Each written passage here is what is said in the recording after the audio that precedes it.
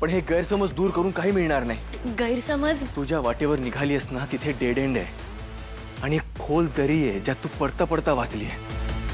म्हणजे? Emotional fool. नाही खरंच मी तुला आजपर्यंत असं कधी म्हणालो नाही, पण तू खरंच इमोशनल फूल आहेस। कुटुंब म्हटल्यावर तुला काय होतं काय माहिती। तुझ्यातली एक हुशार ऑफिसरना बाजूला होते आणि एक सर्वसामान्य तारणी टेक ओव्हर करते। एका गुन्हेगाराचा हात पकडून पुरावे शोधायला निघाली होतीस तू। केदार काय बोलतोयस तू? ठीक आहे, मी काय म्हणतोय ना ते एकदा समजून घेण्याचा प्रयत्न कर। दयानंद खांडेकरांना हा जयराम नावाचा माणूस महिनाभरापूर्वी भेटला असेल। तो कुठे राहतो हे त्यांना माहिती आहे? नाही, ते सुद्धा त्याला शोधायचा प्रयत्न करत होते। तुझ्याकडे त्याचा पत्ता आहे हे त्यांना माहिती आहे किंवा तू त्यांना शोधतीयस हे त्यांना माहिती आहे? नाही, पण तरीही ते त्याच्यापर्यंत पोहोचले याचा अर्थ स्पष्ट आहे।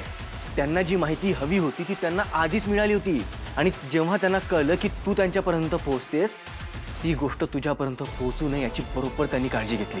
केदार आता तू नाही बॉस, जयरामला त्यांनीच मारलंय।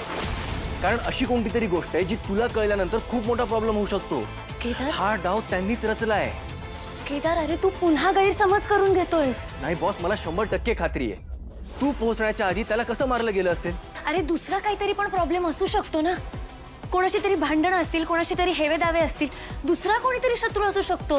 टायमिंग बॉस, एवढा मोठा योगायोग असा घडू शकतो का? त्यांचा खरा प्लॅन तुला अडकवण्याचा होता। नाही, नेमकी तू ना 2 मिनिटं आधी पोहोचलीस, त्यांना पळून जायचा वेळ नाही मिळाला।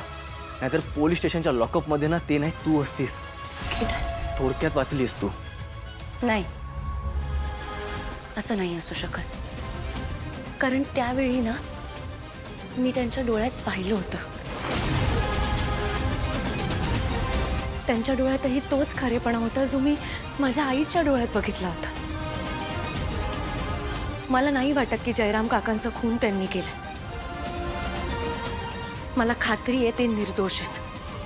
सीझन क्रिमिनल येतो, खोटं पटवून देणं त्याला खूप इझिली जमतं। आता स्वतःच्या कुटुंबासोबत तो खोटं बोलतोय ना, आणि खोटं पटवून द्यायला त्याला काहीच वेळ लागत नाही, खूप इझिली जमतं त्याला।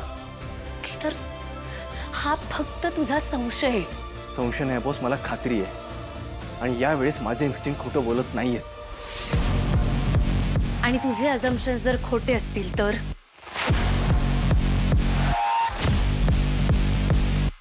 बाबांनी जयरामचा खून केलेला नाहीये हे पुराव्यासकट सिद्ध केलं तर मान्य करशील?